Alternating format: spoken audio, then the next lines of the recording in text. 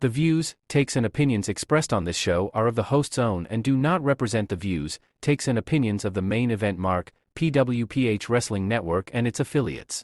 Material and sources mentioned in this episode is for general and commentary purposes only. This episode might include strong language and may not be suitable for children. Listener discretion is advised. Stay safe and stay wrestle everyone. Welcome to the Main Event Mark. Sorry about that. So, welcome to your Unfiltered Tagalog Wrestling Podcast. This has been the Main Event Mark Podcast. So, thank you for joining us here on this podcast. Bear with me. Still adjusting my... Ano ba to dito? I am adjusting my microphone setup. No? Ayun, so thank you for joining us on this week's podcast. Though this is a longer version of our show this week. So we have the Does It Suck? Actually, I like it. That's been a call-up from things that I'm doing in the past na wala pa tong podcast, and now I can do that segment again and we can talk about wrestling that makes sense. So that's why this wrestling business really makes sense when it comes to how we need to move forward when it comes to our pro wrestling. So that's why we need to do something, or else there's something might happen down the line. But yun, thank you for always watching and listening to the Main Event on all of your favorite podcast platforms and on the podcast platforms on Facebook, X, Instagram, TikTok, social media. No? Tangina na. Hindi ko talaga alam kung saan ko ilulugar yung mic ko. But anyways, let's talk about it. Let's talk about wrestling first. So, mention ko lang that we reviewed 3 episodes of WWE Evolve, no? And I think it has potential, pero medyo nabitin pa ako when it comes to it. But we will talk about more of that once we are able to get more in-depth review. If my reviews from Does It Suck was accurate pa din, or if there are some improvements on that, we'll talk about that definitely here on the podcast. But for now, let's plug some stuff again. We have some announcements. Zack Celebrity Jr.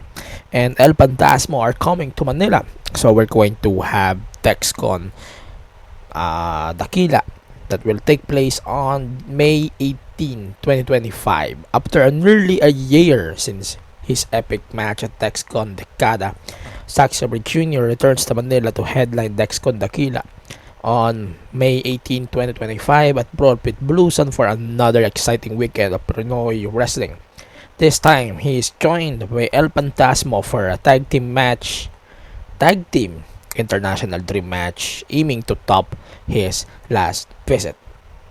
So tickets are available for Master Clash to see which local talents will join them in this must-see main event. Master Clash ticket holders will receive special rates and early access before the general public. ELP is the New Japan Pro Wrestling Television Champion, and since that match from TexCon Decada, Zack Sabre Jr. won the G1 and won the IWGP World Heavyweight Championship. So the tickets are available for Master Clash soon, and we will provide more updates on that sooner than later. Also, we have El Catiponero versus Main Max. Apparently, di nakakalimot si El Catiponero. That's good, no? He still has the title shot that he earned last year. And the match is set for Master Clash. So that's for World Underground Wrestling Master Clash. It will be available. Tickets are already available for Master Clash. And ayun, isa pang shoutout natin. I want to give a shoutout to Danger Rex Lawin. So he made his FPW debut earlier on the pod earlier day on their show recently sa FPW. So he made his debut there as part of Filipino Pro Wrestling. So that was made official, and it was already been confirmed that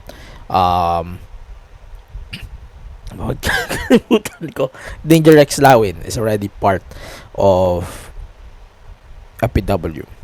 And interesting footage that I already shared on the social media platforms of the main event sa Facebook specifically.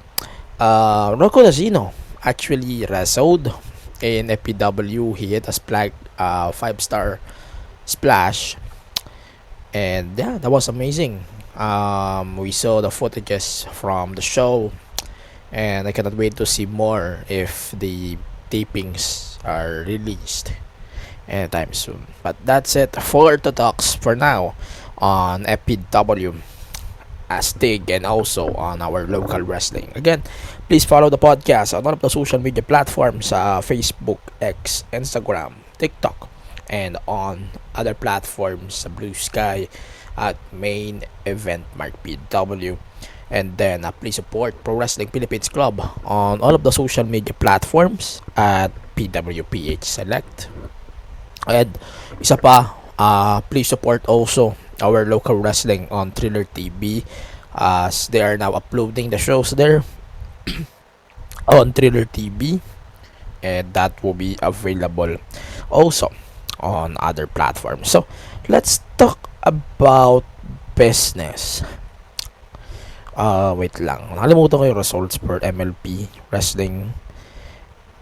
Gusto ko siguro i-recap na rin din yung event na to. To be honest, hindi ako nakapanood nung Mayhem, the last show of MLP. I'll just look into it sa cage match, so therefore you have an idea on the results of the card from their last event. So just bear with me. Ayan, ganda ng pagkasarap, no? So we are going to crown the MLP Women's Canadian Champion in the near future. Scott D'Amore is crowning the champion anytime soon. Again, that's MLPW. So that's active. And then that was amazing. I'm glad also that Giselle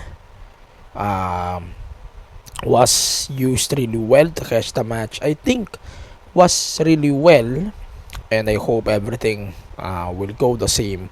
MLP then with TNA. TNA definitely is doing a really good job. I'm just gonna check sa cage match. I know people are relying on cage match lately when it comes to these cards. So MLP Mayhem, the results.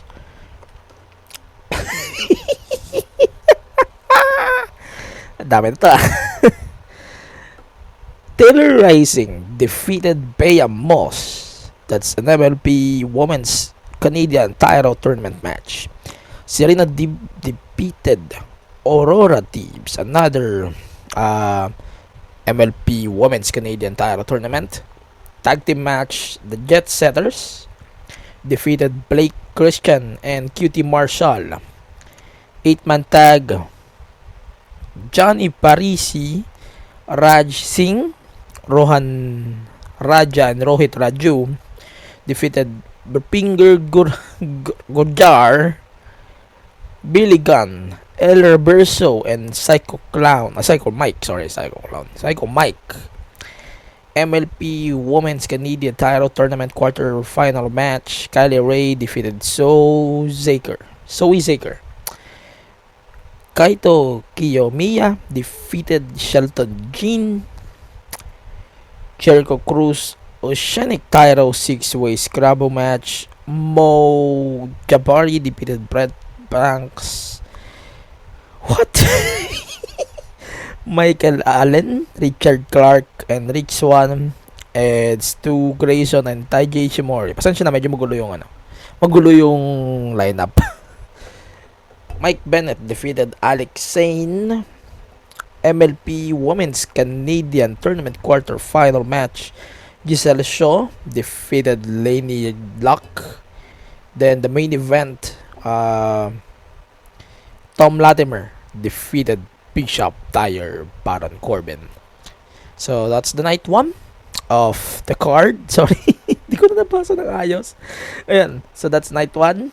Night 2, dark match. Johnny Parisi and Raj Singh defeated... What? All results? What? Fuck it. I'm not gonna results this. Putangin na, saan yung results? But it happened. Break Christian, QT Marshall, and Shelton Jean defeated Burpinder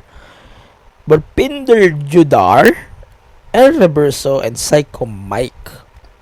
Kylie Ray defeated Taylor Rising.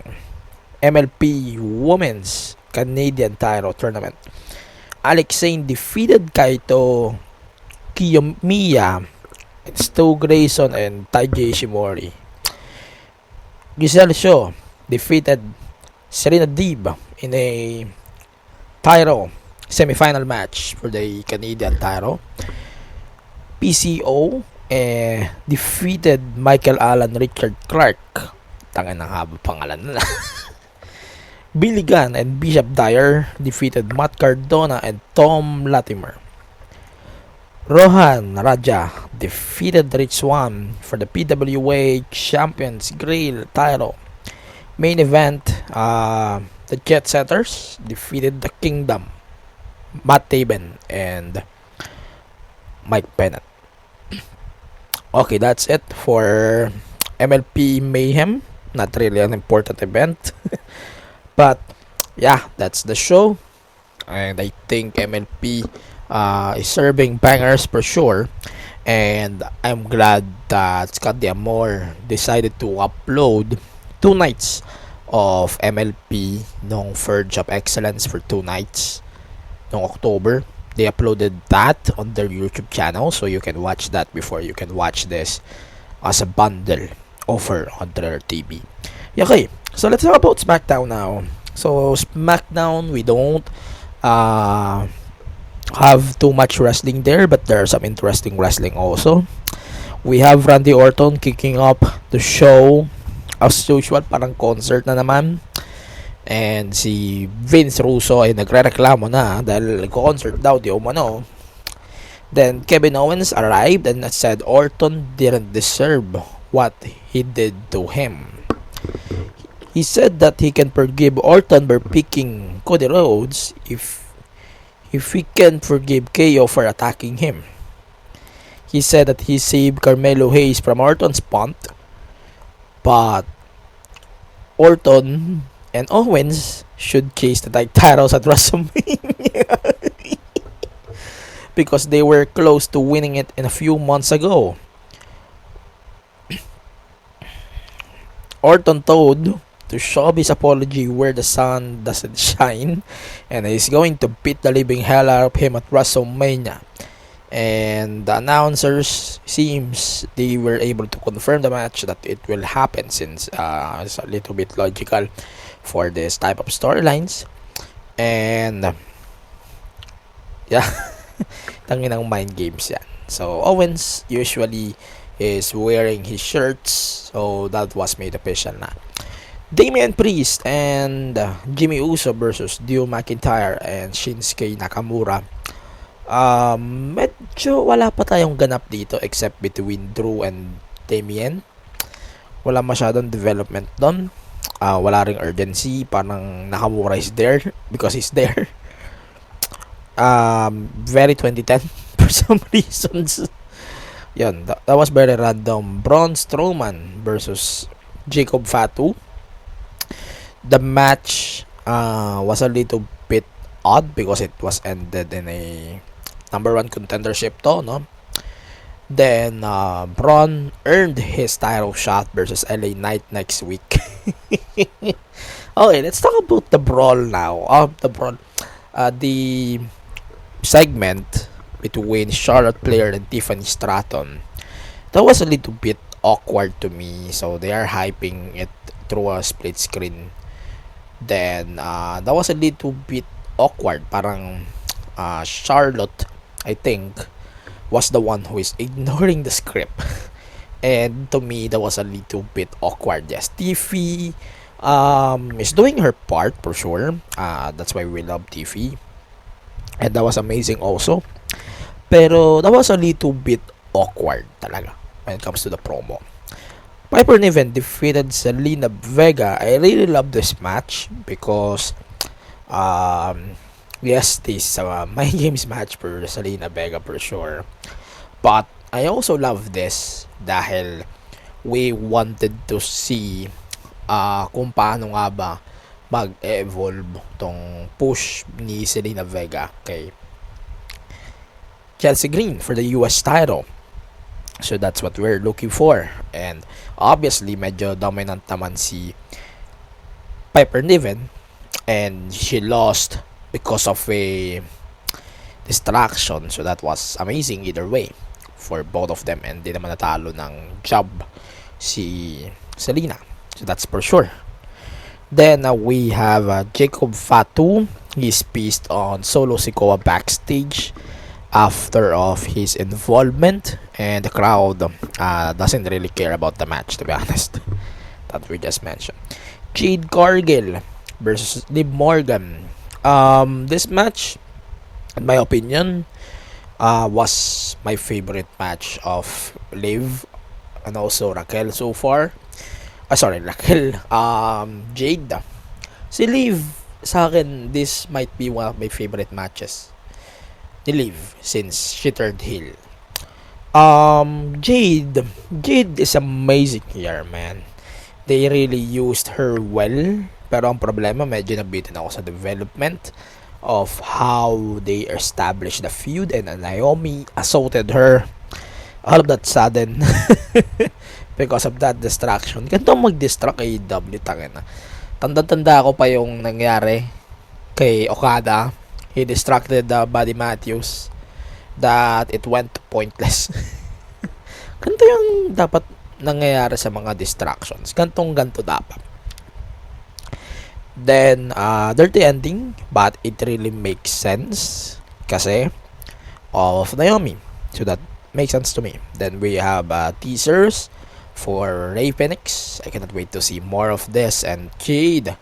Ewan ko, pero Jade Cargill, I think she really improved herself and it really shows. Tapos kasama niya pa, kateam niya pa dito on this match is a really safe wrestler in Liv. So that's amazing to me. Then, Naomi's gear, that was amazing. May call up din siya dun sa assault na caution. I love it. Then, Profits defeated Los Garzas. That was really good also. Then, the final segment, this is the one that we are going to tackle no longer. So, Roman Reigns, CM Punk, and Seth Rollins. Tribal Chief, he talked a lot. Then Rollins joined him, and then he said that Reigns should let him finish off Punk when he has the chance. And then he brought the straight edge superstar. So, nagbrawl silang tatlo, basically. So, I'm going to say this as it is. I loved on how it was set up. Yes, sure. The match was set basically thanks to this. But here's a problem. No? Here's a problem. There's a lot of lacking. The matches on the card sure was amazing. And the crowd really makes a difference when it comes to these shows. But feeling ko mas okay yung show last week compared on this week. That's what we're observing. Yung mga matches that we're getting, it feels flat. And hindi ako masyadong nakaka-feel that we are already on the road to WrestleMania. It's 4 weeks before WrestleMania, but we didn't feel that it's WrestleMania. I don't know if it's me only, but that's the case. Then, diretso na nga tayo sa Dynamite because I have something to say on this. We have a contenders match: Ricochet, Orange Cassidy, Mike Bailey, and Mark Davis. This match that we just watched, I just watched this Dynamite. Personally, dalawa ang nagpin kay I think it was sorry. I think it was a really good way to take advantage of this stuff, no? Sorry, nasasamit ako dun. And then they pinned Mike Davis. So that's a double pin, no? Parang ang dating sa akin ito, they just set up a match to protect Kenny. So therefore, we are getting both Mike Bailey, of course, ayaw niya pang matalo or ayaw niya pa nilang ipatalo si Mike Bailey. And Ricochet, who actually deserves this title opportunity, no? And yeah, everything that we just saw, Orange Cassidy pockets is just there for the laughs. And Davis, obviously the pinfall guy on this match. And then for sure, marami na naman pong lalabasan sa match na to, for sure. So that's a 3-way at Dynasty in a few weeks now. TBS title took place, Mercedes Moné versus Billy Starks. This match, paano ko i-describe to? The match is very given that Mercedes is winning for sure, and there are some rumors also that we might get a title match for the Ring of Honor title between Athena versus Mercedes Moné. The problem here, because they are establishing Mercedes as this belt collector na hindi niya nagagawa with WWE's product, no? Ako kasi para sa akin, I think Billy Starks did a really good job here. I don't really watch Ring of Honor anymore, but I think they did a really good job reintroducing her to people who doesn't watch Ring of Honor, no? And on someone na walang pakialam kay Excalibur, I am watching this in mute. So that's the best way to watch Dynamite. If pwede nga, antayin ko na lang yung episode ni Cornette reviewing this show. That might be better, pero it is what it is. I am watching this using an audio of the Jim Cornette's podcast na review. Then I'm just gonna watch it, and it's very accurate if it's described, if it's necessary. Ganun yung feeling ko when it comes to this type of shows, type of bullshit. Okay, ito na.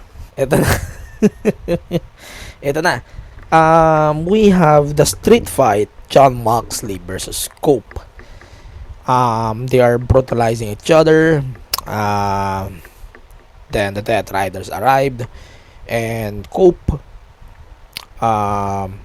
took out Wheeler Yuta. Then FTR took out Claudio and Pac. Marina Shafir came out for the save. Wheeler Nightingale took her down. Cape Sabian distracted Cope for the Wayne's World from Nick Wayne. And then we got the Bulldog choke by Moxley to Cope. And then afterward, Dax Hardwood refused to help Cope and walked out, leaving over Cash Wheeler and Willow checking on him. It was obvious earlier on that it was the former these two should have gone when at Revolution, even if it was never going to compete with that card, this was far more interesting. But after this, that's bullshit. Okay, the back shot spot on Spike is one of the most brutal spots in AEW, and it's not working for everyone. But I am genuinely unsure. Tanga na, wala akong mga words dito Pero I am genuinely unsure if this match, this type of match that we just saw, is the best match. That's why we made a poll on our Facebook page. Marami kasing delusion that Jon Moxley might be the best champion in professional wrestling right now. And I would say no immediately. Because we could not take him seriously. I could not take him seriously either. Yes, you might call me out na ito si main event, di naman nanonood to ng CCW, di naman to nanonood ng TNA or AEW. He's just there to this. No, I watch AEW since 2019 following the product. But this is such a desperate move for AEW to do this type of tomfoolery BS that we are witnessing since last year. And this is just continuously happening because Tony Khan is letting them to do that. Because these two groups, there just to fuck themselves over. Tapos, we might get another three-way. I'm not sure if it's still singles match. But I'm sure, and I can assure, that we're going to get a three-way between Cope, Mox, and Swerve. If it's not at one-on-one. But, again, that spot was unnecessary for me. Just for me. Hindi rin siya appropriate for sure. Then definitely FTR is definitely teasing, turning heel for sure, mainly Dax. Pero okay, I hope this should end on that match. Yun na dapat ang ending nun for sure. Other than that, wala na dapat tayong pakialam. That's it. Will Ospreay versus AR Fox. Another jobber match for AR Fox. Then Hangman is teasing that he will join the Owen Hart Foundation tournament, and also Will Ospreay the same thing. And then we have Chris Statlander versus Megan Payne as the main event. Sorry, na-mute ko yung mic ko. I think this was a contenders match that we actually don't know. Parang ang labo. I'm glad also that we got Megan Payne. Megan Payne is charismatic enough for sure. But here's a problem. AEW doesn't know to establish this people. Tingnan nyo ang nangyari kay Camille. Camille should be on this position. But no. Fuck it. Alam mo, sobrang problema ko din. Hindi nagsasalita si Megan Payne. So, why we should get something new here? And bakit tayo dapat mag-look forward for Megan Payne? Are we looking forward for Megan Payne because she is Megan Payne? No. We should get something new here. And we should get an interesting take on this. Hindi. They don't want to. And isa pa, that Cope Moxley match might be the most ridiculous match that I saw in wrestling. Yes, I'm saying this in advance. Because it's just poppy annoying as fuck. Really bad. That was bad as hell. Okay. Alright, so let's talk about Raw now.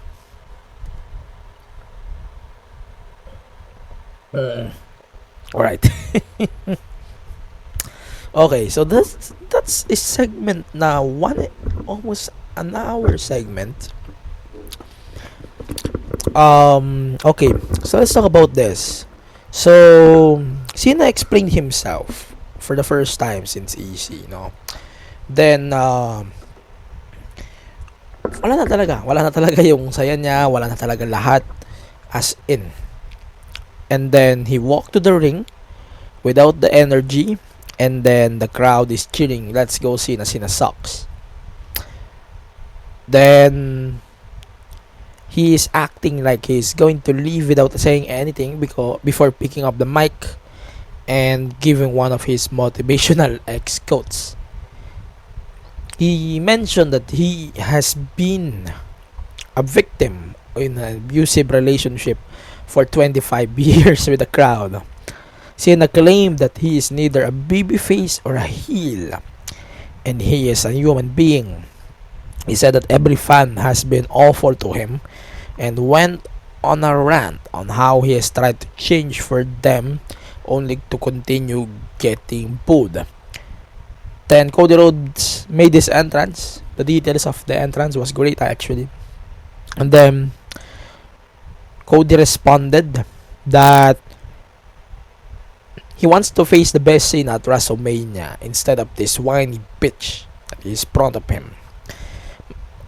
This is what I am looking for Cody. This is what I am looking for Cody. But that was a little bit odd to me. No?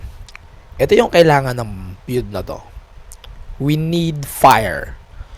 Not this sad boy Cody Rhodes. And the crowd really helped this match to be exposed really well. That's amazing. We also have this no holds barred match between Penta versus Ludwig Kaiser. In my opinion, that was really good. Very competitive.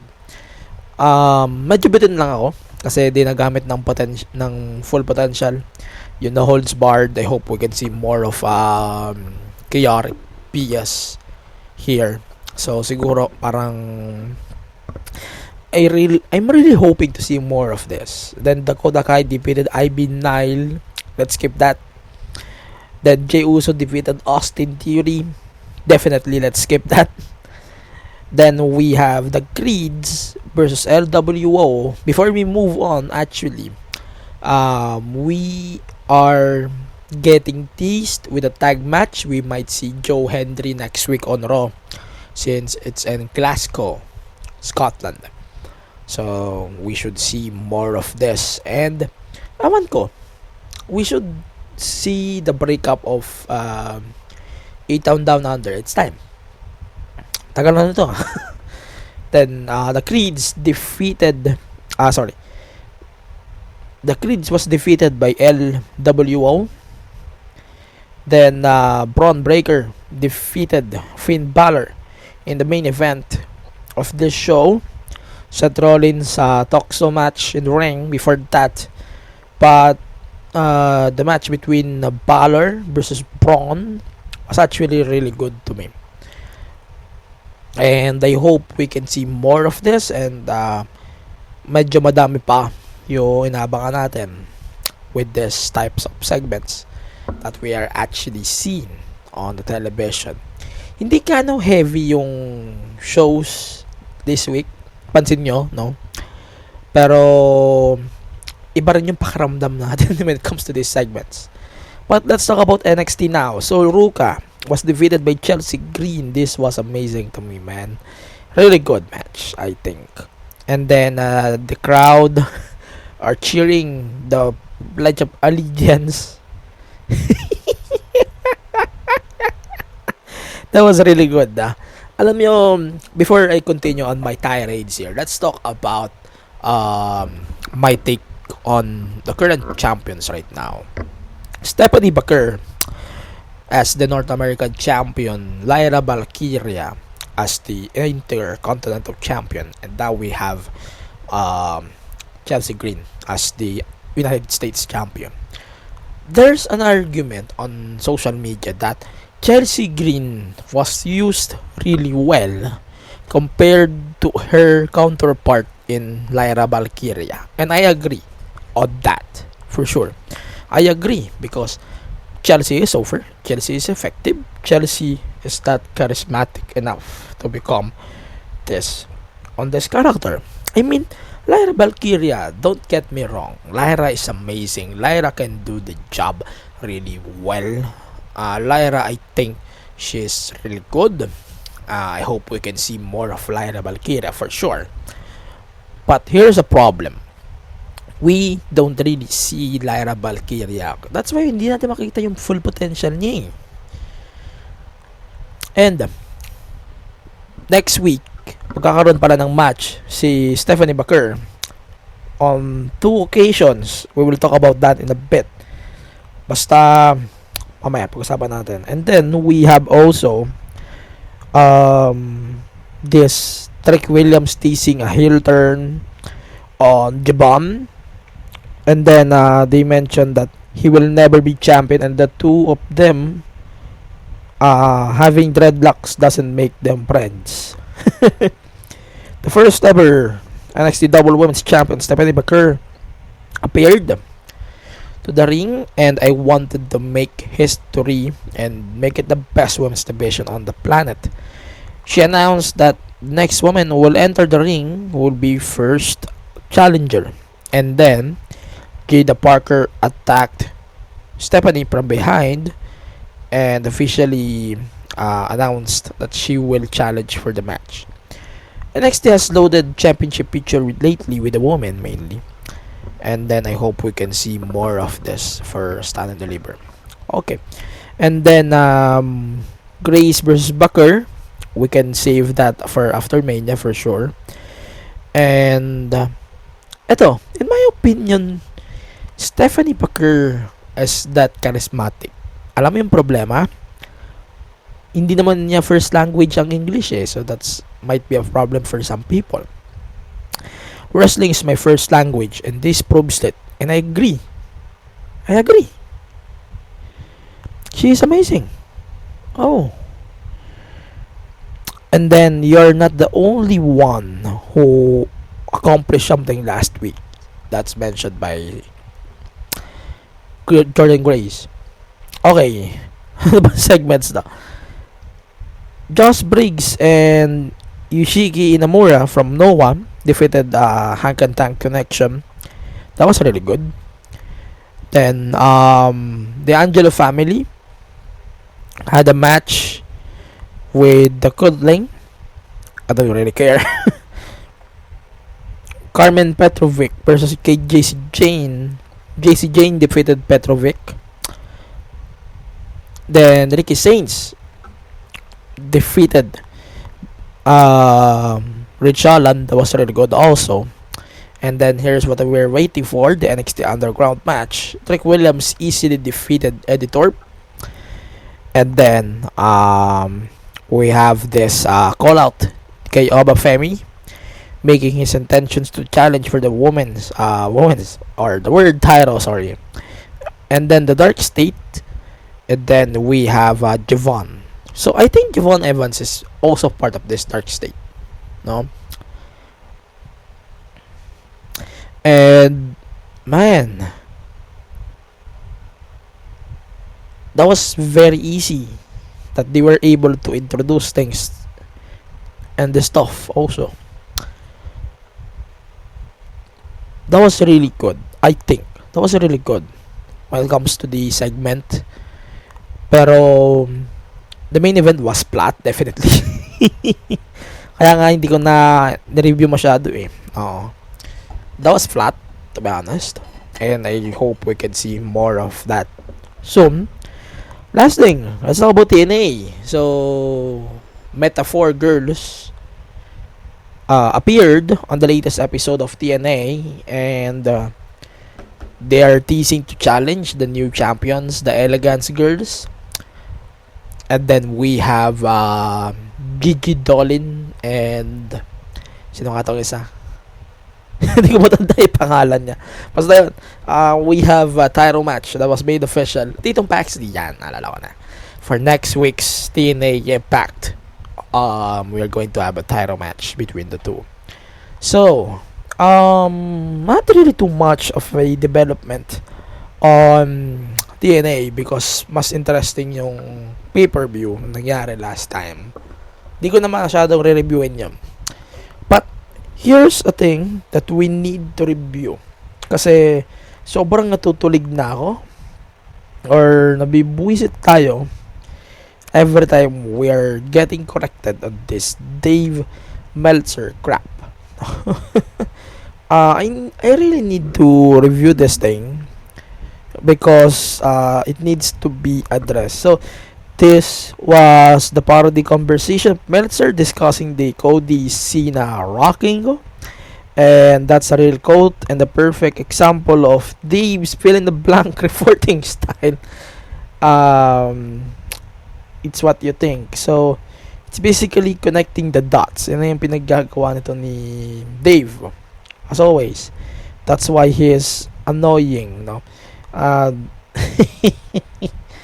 Let's address that in a bit, no? Ito. So, here's the footage. Let's see what will be his takes on that part. Well, tell me about Cody and John Cena in their promo. You know who they didn't mention hardly at all? I don't think they even mentioned him at all. Who's that? Dwayne. Well, yeah, I mean, we talked about that on Monday. They got 6 weeks. Yeah, well, there's more to it than meets the eye, apparently. So he's dropped again? No. Oh, I'm sure he's not dropped. But there's something going on. Magulo what does talaga that mag-isip to si Dave. Means there's something going on. Well, we shouldn't have brought this up if you can't tell us anymore, because now you just made people angry. I don't know more that's going on. I was actually just told it's what you think. And I don't even know. I asked. I said, like... It's what you think? What I think is they're holding it off for the next couple of weeks. It's not, Exactly. They said that... Well, the other sentence when they said it's what you think is... When you figure... I think they thought that I knew, which I didn't. And they said that even if you say it, they're going to all deny it. Everyone in the company will deny it. So it's something. But I don't know exactly what. So there you go. All right. Yeah. Well, you know what we can talk about soon is the New Japan Cup. So Yes. I guess, I mean, there's always stuff going on behind the scenes there. That's all. So yeah. Dave Meltzer doesn't know shit. That's it. Dave Meltzer doesn't know shit. And binabara siya dito ni Brian Alvarez as usual. But let's address that. Dave, I doesn't know why people are still relying to this guy. No? I don't really know, to be honest. I am still annoyed that there's still people who is actually listening to this goof. And I can't believe that I am saying this, but it is. There are still some people who is listening on Dave. Tapos, by the way, speaking of that mentioned by Brian Alvarez, David Finlay won the New Japan Cup, so that's odd. Okay, so this ito na nga. AEW ratings up, it's due to Max. AEW ratings down, it's due to Max. Whenever positive or negative, Dynamite Dave attributes it to a phantom max number of viewers, which he admits he doesn't know how many they are or even have a baseline metric, or I guess. Oh my god, Dave Meltzer is really faking the details when it comes to this Max deal, and that was really bad. And I cannot wait to see more of this though. Parang ano bang something annoying about this stuff, and I am really annoyed on how this is getting handled for sure. I hope we can see more of this. I hope we can see more of this odds thing, but I don't really want to see this Dave Meltzer BS But let's address this meltdown by Meltzer because of the Max deal, no? Hindi niya ma-accept that both of the shows, Dynamite and Collision, are flopping down. Even having this desperate deals or desperate stuff that they're doing recently. So this again, Dynamite Dave with his analysis on Dynamite from the Wrestling Observer Live. Collision number overall, all things considered, has to be considered successful, especially with that lineup, because it was not, it wasn't like the lineup like today's show where you had a pretty good lineup. And, if the number's up, you could go, well, look, they put a world title match on TV and they had a lot of long, good matches. So if it's up, and again, with the Collision thing and also with the Dynamite thing, we're still not getting the full story because without the Max numbers, I like, again, the older viewers watching Collision, it was, it tells me that the younger, there probably were a lot of younger viewers and they probably were watching on Max. And I think the same thing would be, for today's show. I think that, there might be an increase in older viewers watching today's show. There should be, in theory, depending on the competition. But I think that the younger viewers, if there's any increase, that's going to mostly be on, Max. So we won't be seeing those numbers, in the TV rating. Oh God, Dave can't really accept that their shows are declining, man. Especially Collision. That's the problem, man. Masyado nyo kasi pinagpipilitan that AEW is really winning every week, even though they're not. Because masyado nyo kasi binoboom o masyado nyo kasi ginugroom yung mga viewers nyo to say only positive on AEW and say negative on the WWE. That's their thing. And that's their thing since then. Because Dynamite Dave is really notorious when it comes to this type of stuff. And I'm not going to make myself surprised when it comes to this stuff. Because we know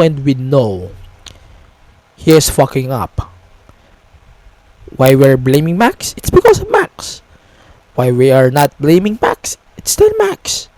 He is trying to convince himself that this tomfoolery that we have now, it's still because of the wrestling. Pero, hindi natin masabi if it's still a good thing or a bad thing either way.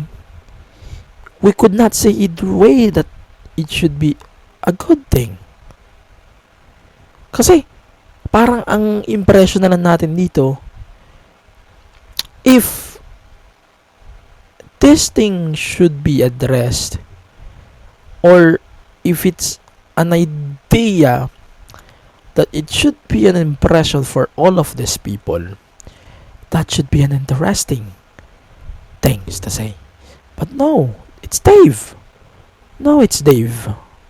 So, parang every time that we see Dave Meltzer talking about this BS or saying this type of stuff, it's just a terrible idea. And yung pakiramdam kasi parang iba na eh. Dave Meltzer is really glancing on the product because it's AEW.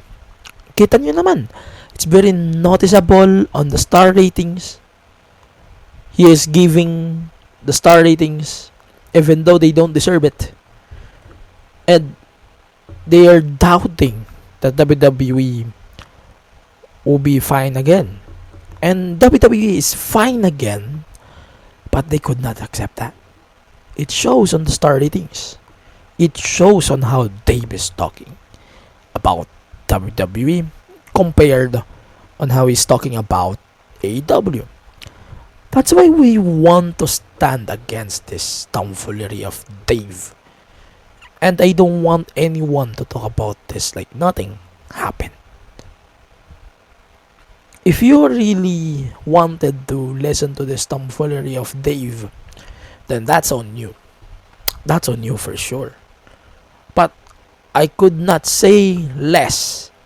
If people really wanted to see difference about this, we might get a different outcome on how things will be handled in the long run. Again, let's be mind that WWE is on Sony. Patapos na yan this March. April 1, it's now going to Netflix. So there might be some tomfoolery bullshit that they're preferring, or they're preparing for sure, because it's Dave. We know his excuses are excuses that is trying to be executed and needs to be addressed. Alam naman natin lahat that Dave is trying to give us some excuses na ano pang pakiramdam nitong taon to. Masyadong mapag-excuse. And he could not really say bad things about AEW, and he could not address how things will go going forward. And last story that we are going to talk about here was the JD from New York versus Joey Janela. I'm genuinely saying this because it's a really terrible story right now. Because tangina, ano bang pinaglalaban mo, Joey? What's your point? What you're trying to point here? I'm not a fan of JD from New York because his takes are terrible then. But I'm agreeing on some of his takes, especially with AEW and WWE. And ang problema kasi dito ni Gagon to, he is fighting in a lose-lose situation. Like, tangina, siya yung tao na tipong alam mo na he will just tell what's the truth or the real truth when it comes to this business. Parang iba nga yung pakaramdam when it comes to this stuff, no? And Joey Janela, to be honest with you, I am not impressed with this guy. I don't like this guy, and I don't like this Ariats either. Oh. Pero, yun nga. Last thing that we need to say on this very part of the podcast, I saw this post by Santi Sap. Again, we find it astonishing that WWE fans worldwide has been complaining about the lifeless catchphrase teams from Dev Rebel for years, and seemingly nothing is being done to fix it. And the Rebel teams are somehow evolving and actually becoming worse. And I agree on this. I agree on this. It shows with that Selena Vega team that we have. And it's really obvious, man. WWE, as soon as they're not gonna let this guy go, we're not gonna get any progress on this thing. It's terrible decision for sure.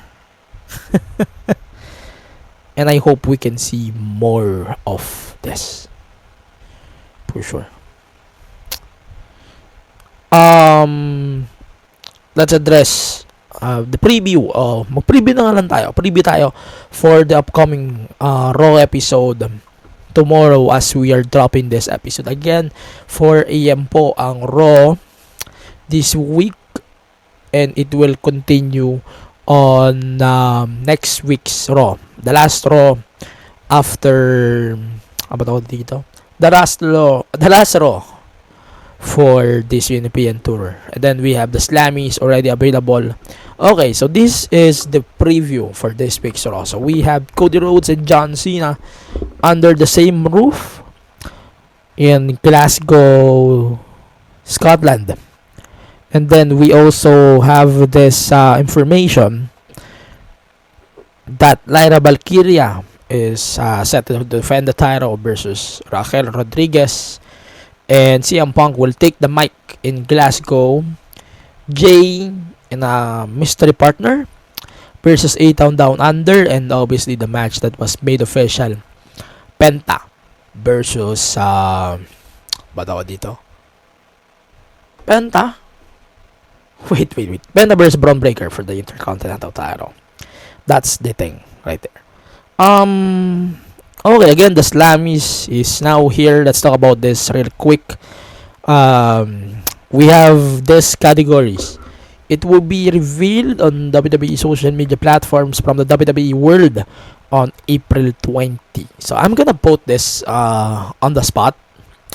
Let's see what we can do here. So if you are in Vegas, it will be televised live there or on WWE social media platforms. That's both here on the spot while we're talking. So, female superstar of the year: Liv Morgan, Rhea Ripley, Bayley, Nia Jax, Tiffany, Chelsea Green, Io Sky. I'm gonna go with Liv, definitely. Liv is winning here. For sure. Okay, next. NXT Superstar of the Year: Oba Femi, Roxanne Perez. Tangina, daming pops. Trick Williams, Ethan Page, Julia Kelani Jordan. Logically, it should be Roxanne. Roxanne talaga. I really love Roxanne. Rivalry of the Year: CM Punk versus Drew, Roman Reigns and Cody Rhodes, Liv Morgan and Rhea, Damian Priest and Finn Balor, Kevin Owens and Cody Rhodes, Nia Jax and Tiffany, Bloodline versus Bloodline. Obviously, CM Punk versus Drew. Then we have Match of the Year: Cody Rhodes versus Roman Reigns at WrestleMania 14, CM Punk versus Drew, Hell in a Cell, Bad Blood, Roman Reigns and The Rock versus Cody Rhodes and Seth Rollins at WrestleMania, Liv Morgan versus Rhea Ripley at SummerSlam, Damian Priest versus Gunther at SummerSlam, Cody Rhodes versus AJ Styles at Backlash France, War Games Men's 2025, Bayley versus Io Sky at WrestleMania, Sami versus Gunther at WrestleMania, Gunther versus Orton at WrestleMania, Punk versus Seth Rollins on the Netflix premiere. I'm gonna vote for Punk and Drew because that was really good. What the fuck moment of the year? Okay, R-Truth calls Triple H Ciampa, CM Punk, Kevin Owens, car interviews, Chelsea Green goes into the dumpster on a match versus mention, Chelsea Green, Dominic Mysterio and the Shark Cage. I think this was a match before on Raw. I Show Speed with Logan Paul at WrestleMania, LA Knight in Logan Paul's pool, R-Truth wrestles with John Cena, Rabid Noises from Tamatonga, Jacob Fatu, I Love You Solo, and the Wyatt Six. This, ano ba to? Ang intention nito, comedy act, di ba? Can you please correct me if I'm wrong? If it's what the fuck moment, I'm gonna vote for that Triple H moment. Honorable mention the Kevin Owens scarf promos. That's annoying. But if it's a what the fuck serious moment, it should be the Wyatt Six debut, no doubt. Or kaya yung I Love You Solo sa LOLs. Yun, mahalin sa mga yun. Breakout Star of the Year: Braun, Lyra, Penta, Oba Femi, Julia, Tiffany, Jacob Fatu, Chelsea Green, Stephanie Baker, Jacob Fatu, no doubt. Most memorable entrance: Cody Rhodes at Mania, Jey Uso on the Raw premiere on Netflix. That's definitely not. Roman Reigns at WrestleMania, The Rock at WrestleMania, Bayley at WrestleMania, Randy Orton at Bash in Berlin, Seth Rollins at WrestleMania, Sami Zayn and Montreal with Jey Uso, Sami Zayn at WrestleMania with Kevin Owens and Chad Gable, Logan Paul at SummerSlam with MGK, Machine Gun Kelly, Dominic Mysterio at Bad Blood with Liv, and then Drew McIntyre at Clash at the Castle. This is tough. I love the Cody entrance. This is subjective ban, but it should be Cody. I love the Orton entrance also. Either way, that wins. OMG moment. OMG moment. Cody Rhodes versus Roman Reigns from WrestleMania, the finish.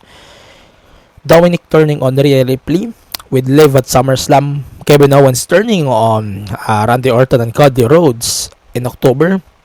New Day turning on Big E on Raw. Tiffany Stratton's Money in the Bank cash-in. Damian Priest Money in the Bank cash-in. Wyatt 6 debut. Braun Breaker spearing ISO Speed.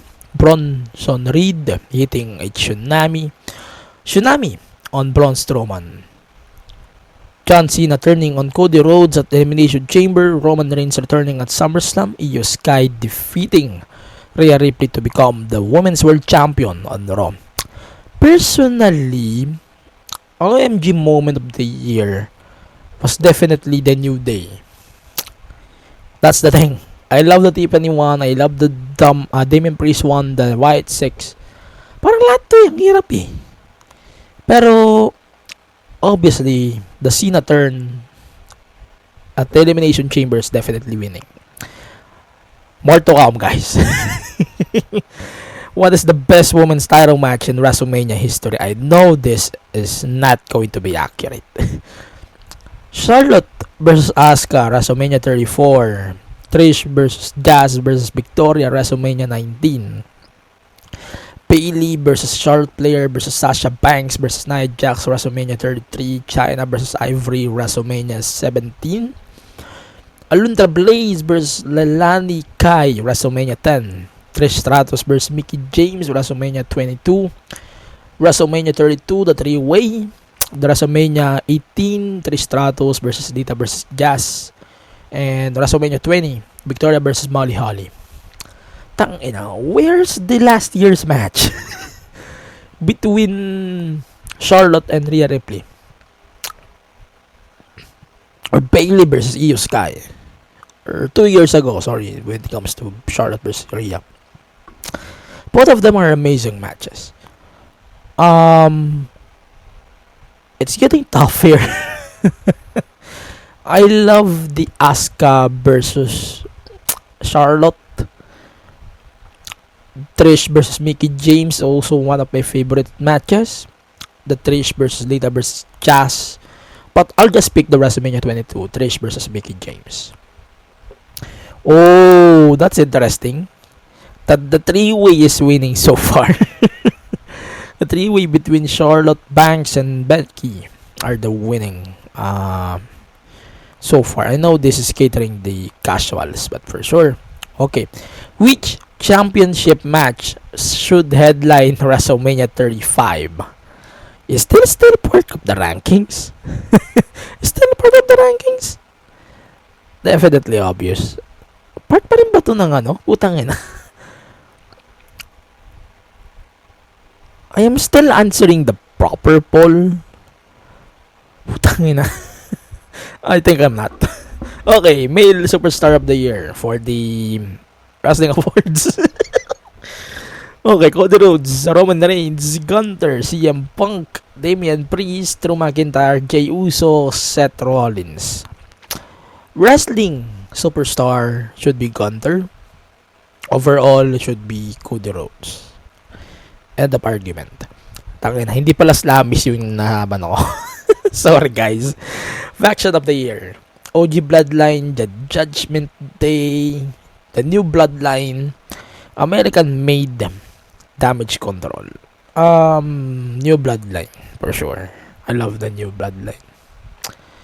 Next, Tag Team of the Year, DIY, Awesome Troop, Aidan Down Under, Jade and Bianca, Motor City Machine Guns, Bloodline, War Raiders, Judgment Day, Prophets, Liv and Raquel. Where's Praxium?